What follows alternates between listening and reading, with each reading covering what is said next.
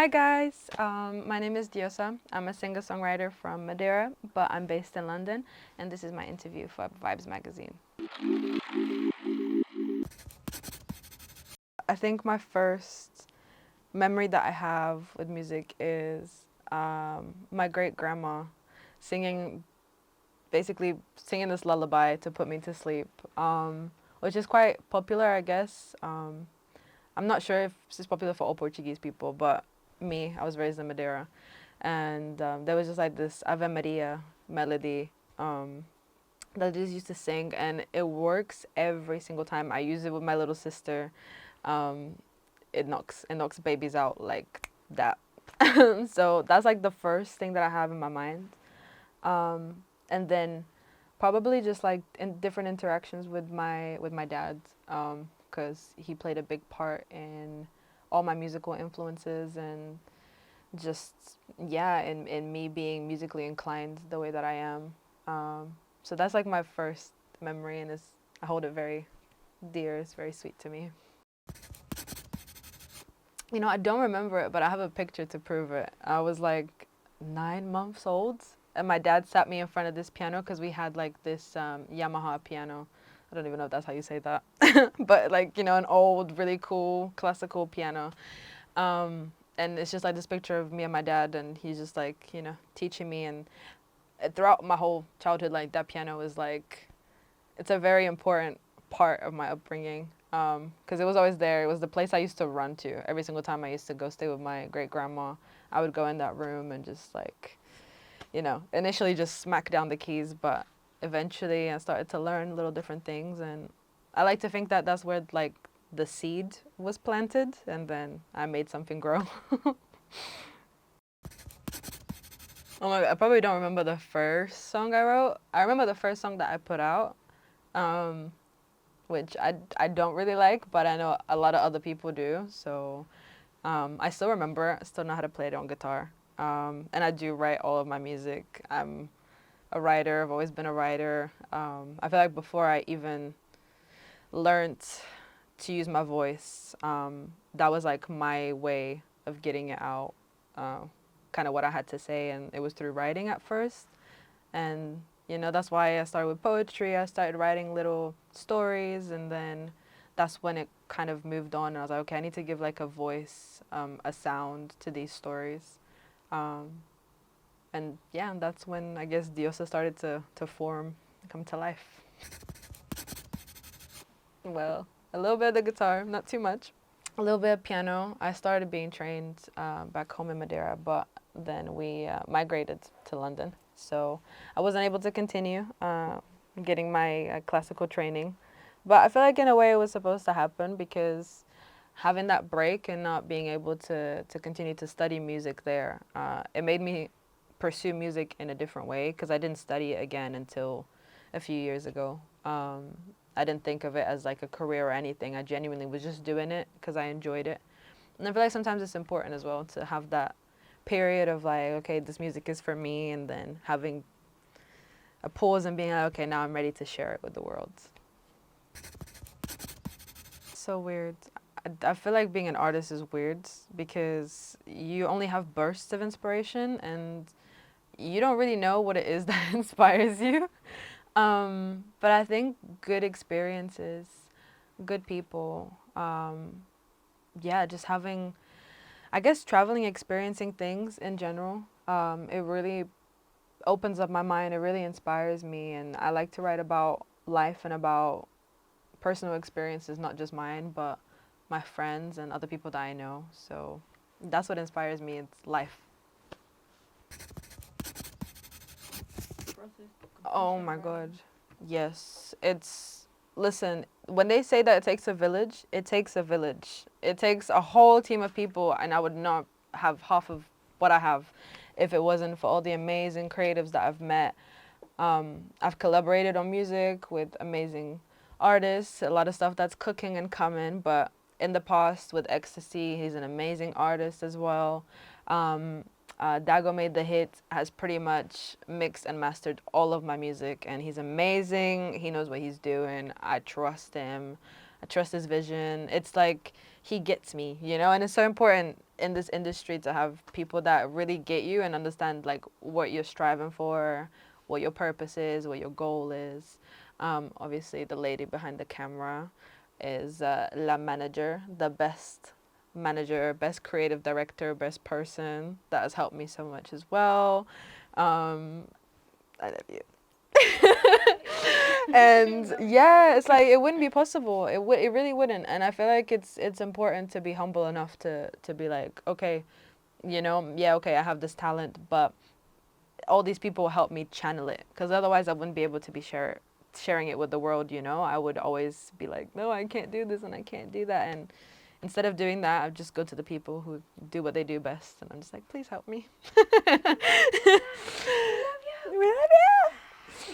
No, but really though, just the collaboration is so important, and yeah, it's something that I really think makes music like, it's something so special about being in the studio with other people, and it's just so different than what you can get out on your own, like in your little box, in your little world. And when you let other people in, it becomes something bigger than just yourself.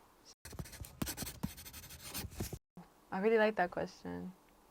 I think for me, the most beautiful part about being an artist is the fact that I get to connect with people and that I get to express um, how I feel, because sometimes it really hits me that a lot of people don't have an outlet. You know, they don't have like a way to express themselves or to let those things that they feel out. And sometimes it really is other people that provide that type of rescuing, that type of comfort. And I think that's the beautiful thing about music and about art, is that it connects us all with the right people.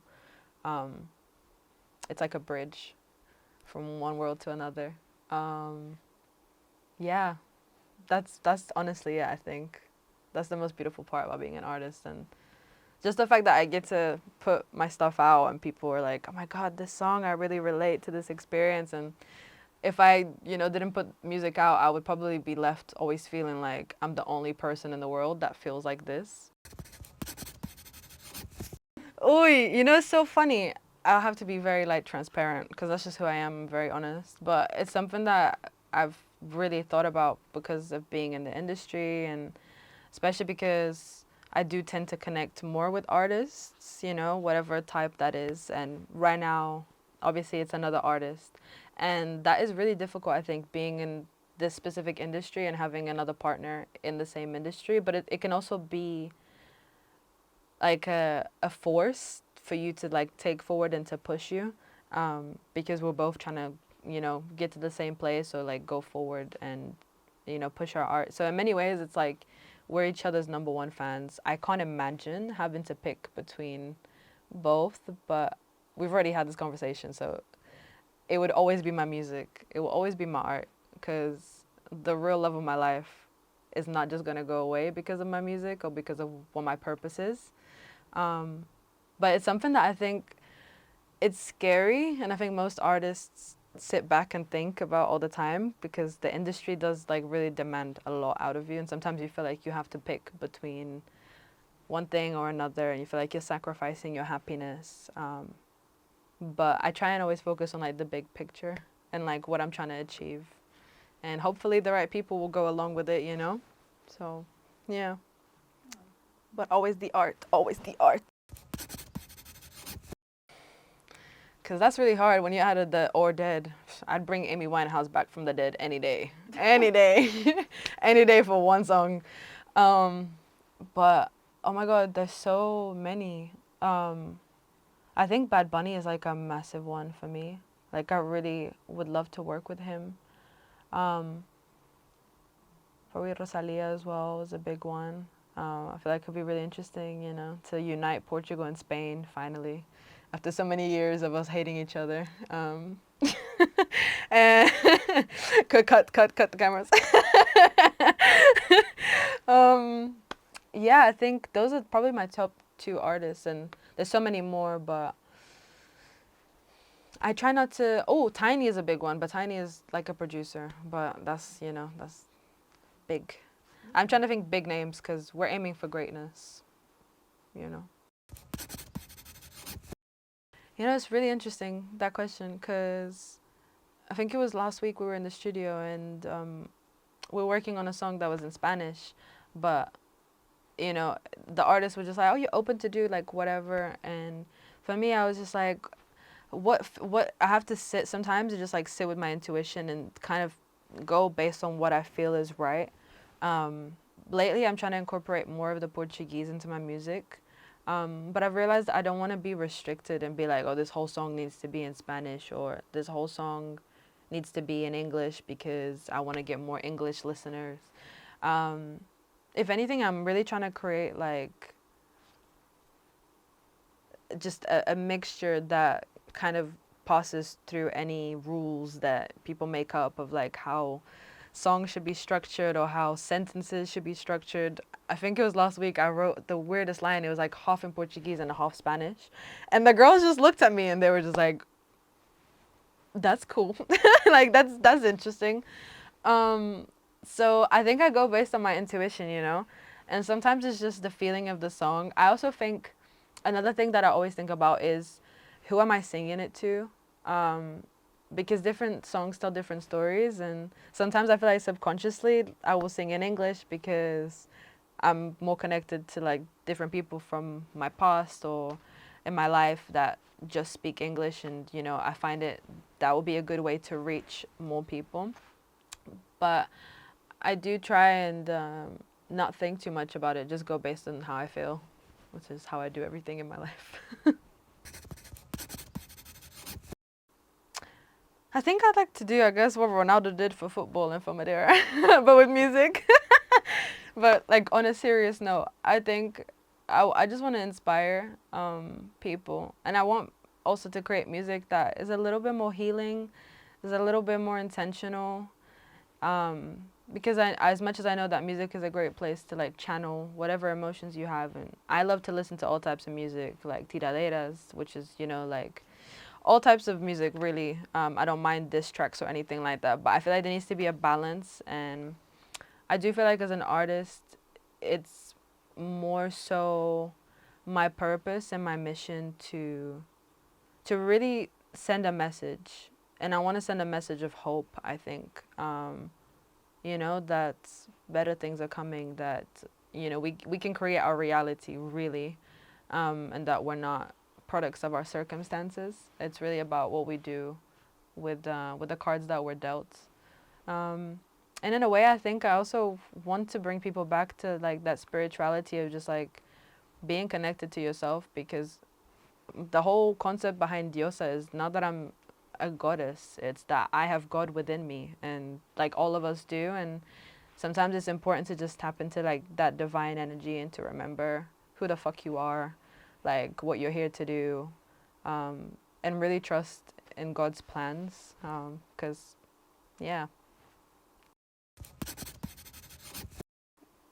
I would tell myself like be more, well, I'd say that to any artist, be more gentle with yourself, like really give yourself grace, because what you're trying to achieve is not done just purely based off a gift. Like you can be super talented and super gifted and you can achieve nothing. And in the same way, you can be super hardworking, like, and have everything that you want. So I think it's just about really working on your self-belief. Like if I could go back, I would just tell myself like really believe in yourself and really practice and work hard, so that you feel confident in yourself. Because sometimes that lack of confidence comes from you not putting in the work because you don't believe in yourself. But you can only break that by doing it step by step, slowly, little by little. And don't be afraid to put yourself out there. I feel like in the beginning, you know, you don't get it perfect the first time, but you just need to make it exist. And this can be really hard because I know that's usually the thing that holds us back for a long time, but really work on your self-belief and your self-concept and just how you feel about yourself, because you can spend a lot of time running around trying to seek validation, trying to get perfect, and really at the end of the day, it's not about who's the most talented or who's the most hardworking. It's just about who's doing it from the heart and who's doing it with the right intention and with passion. So if you have all those things, you just have to keep working and pushing for it and really pushing for yourself. And believing in yourself. That's the core. ¡Terminamos! Thank you, thank you. Thank you, thank you. Se levanta.